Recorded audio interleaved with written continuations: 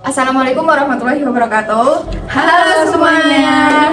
Jadi kita dari kelompok 4 keperawatan keluarga akan membuat video inovasi membuat rancangan menu makanan untuk lansia penderita hipertensi dan diabetes mellitus. Jangan lupa ditonton.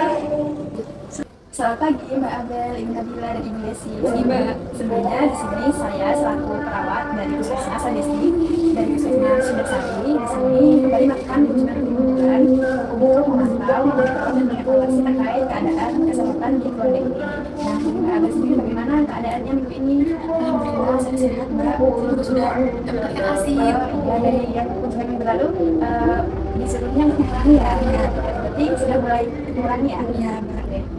Iya Mbak, emang udah mulai mengurangi ya itu kata ART-nya. Tapi itu kami tuh ini Mbak masih bingung gimana sih cara ngatur makanan tiap harinya gitu. Iya, kadang suka nyelpon kita berdua juga. Iya. Ini apa sih yang harus dimasak buat ibunya? Kayak apa sih yang terbaik? Masih bingung. Selain itu ada lagi nggak kendala atau permasalahan yang masih ditemukan atau belum paham? Masih itu ya. Jadi berarti di sini permasalahannya itu masih kurang pengetahuan, terutama air bunda yang biasanya sehari-hari memasak untuk Mbak Abel ya, terkait makanan yang boleh dikonsumsi dari wadah penyakit DM dan hipertensi kemarin ya. Oke, jadi berdasarkan permasalahan tersebut, di sini saya membawakan suatu inovasi, namanya itu NutriPlan Board. Jadi hari ini kita akan membuat dan juga belajar bagaimana cara menggunakan NutriPlan Board ini untuk menyusun makanan harian. Nah, jadi Ibu Nabila, Ibu Desi, berdasarkan permasalahan yang telah kita rumuskan tadi, maka di sini saya ada inovasi nih Bu untuk mengatasi permasalahan tersebut. Nah, di sini kita akan membuat terkait NutriPlan Board atau papan rencana untuk menu makan harian untuk Mbak Abel yang sesuai dengan kondisinya, yaitu yang aman untuk diabetes dan hipertensi. Nah, untuk itu kita mengacu pada prinsip 3J. Apa itu 3J? Jadi 3J itu ada terdiri dari jadwal, jenis makanan, dan juga jumlah. Nah, di sini kita untuk membuat NutriPlan Board itu kita hanya butuh kertas, kemudian kita butuh pulpen dan ya sekitar bisa sediakan 3 warna. Nah, selanjutnya di sini kan saya sudah sediakan kotak-kotaknya. Ini kita sekarang langsung ke cara mengisinya ya. Nah, jadi yang pertama untuk di tabel yang atas ini kita isi untuk prinsip 3J. Yang pertama adalah jadwal. Kita tulis di sini jadwal. Nah, untuk jadwal itu baiknya adalah makan pagi. Untuk penderita diabetes dengan hipertensi itu umumnya makannya itu terjadwalnya harus tepat waktu makannya. Jadi ada 5 waktu. Yang pertama adalah pagi, kemudian nanti ada snack atau makanan selingan untuk pagi hari, kemudian ada siang, ada snack sore dan malam. Nah, untuk pagi itu biasanya jam 7. Jadi di sini kita tulis jamnya ya, agar nanti bisa konsisten dan tepat waktu. Kemudian di sini ada snack pagi. Untuk snack pagi itu adalah jam 10. Jadi jaraknya 3 jam setelah makan pagi. Selanjutnya adalah makan siang. Makan siang itu sekitar jam 1, jadi jaraknya adalah 6 jam setelah makan pagi. Kemudian snack sore jam 16 atau jam 4 sore ya. Kemudian yang terakhir adalah makan malam, itu jam 19 atau jam 7 malam. Nah, selanjutnya di sini adalah jenis. Untuk jenisnya di sini ada 1, 2, 3, 4 tabel. Kita isi yang pertama itu adalah karbohidrat, yang kedua adalah protein, yang keempat itu adalah sayur, dan yang terakhir itu buah. Nah, sekarang kita buat daftar untuk masing-masing jenis makanan dari 4 komponen ini ya. Yang pertama itu adalah karbohidrat. Nah, untuk karbohidratnya yang disarankan itu ada nasi biasanya yang baik itu adalah nasi merah. Jadi kita tulis nasi merah.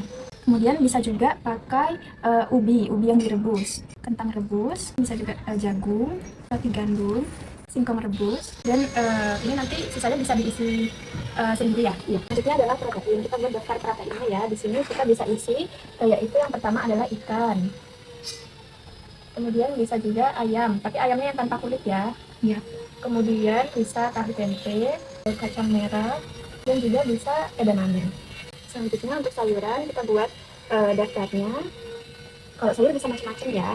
Misalnya kita isi bayam, brokoli, wortel, buncis,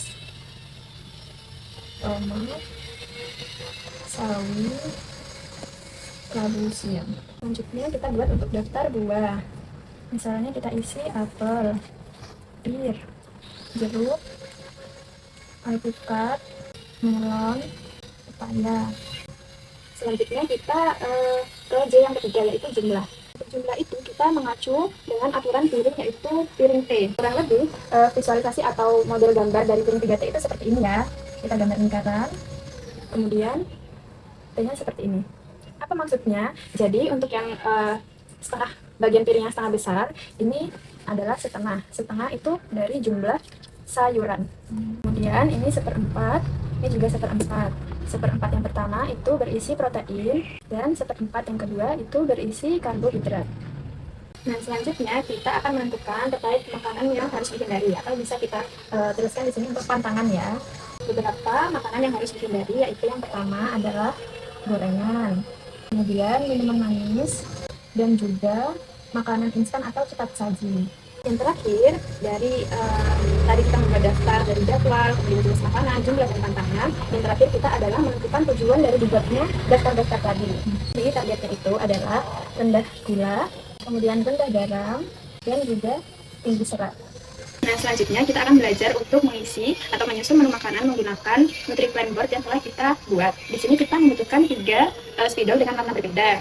Kita gunakan yang warna hijau untuk menandai makan pagi dan snack pagi, kemudian yang warna kuning untuk makan siang dan juga snack sore, dan warna oranye untuk makan malam.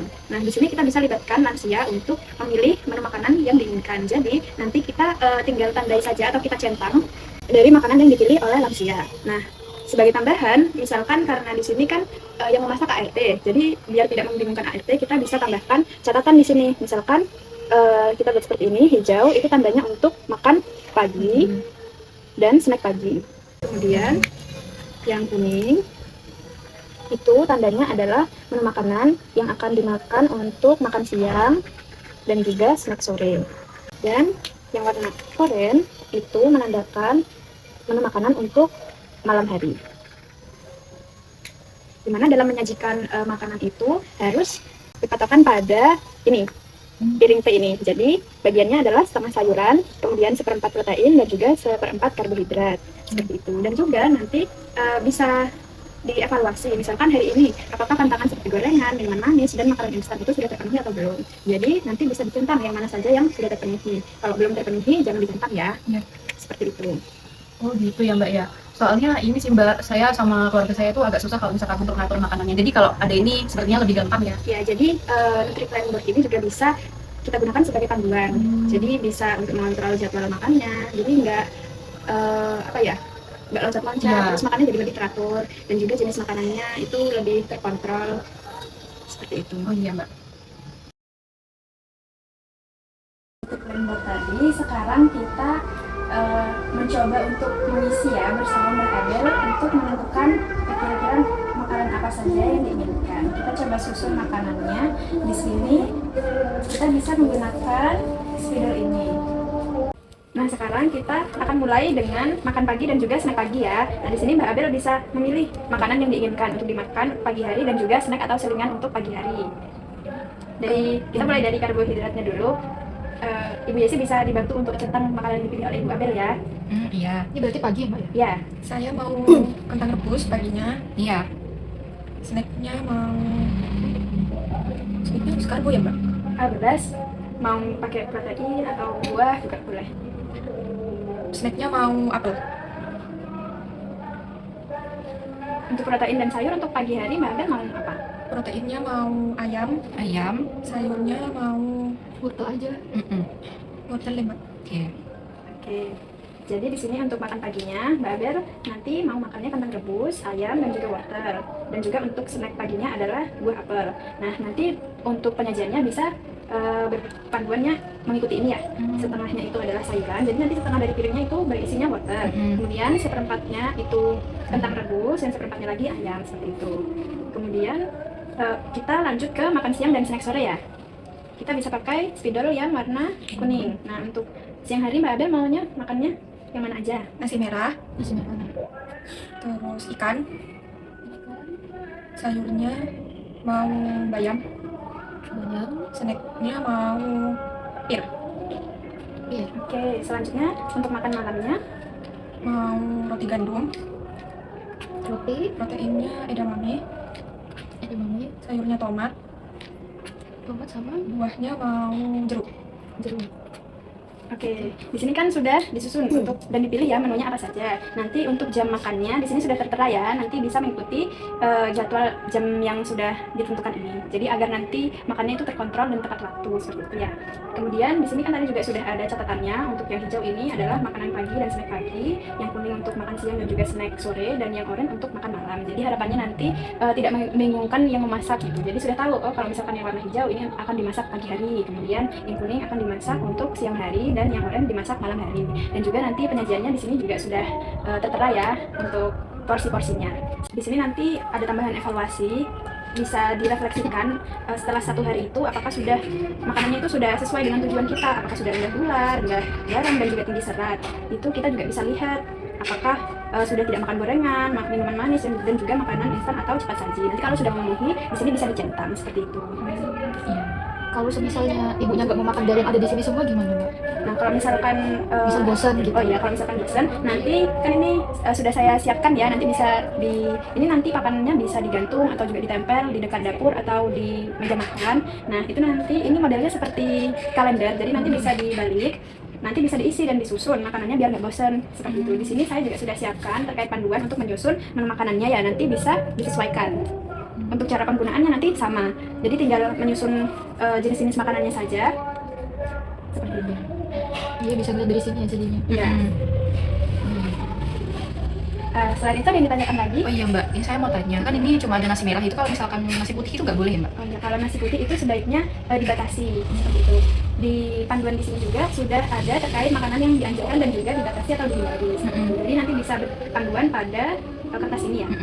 Tujuan akhirnya dari disusunnya menu makanan berdasarkan plan board ini adalah Mbak Abel itu makanannya bisa lebih terkontrol, yaitu rendah gula, rendah garam, dan juga tinggi serat seperti itu.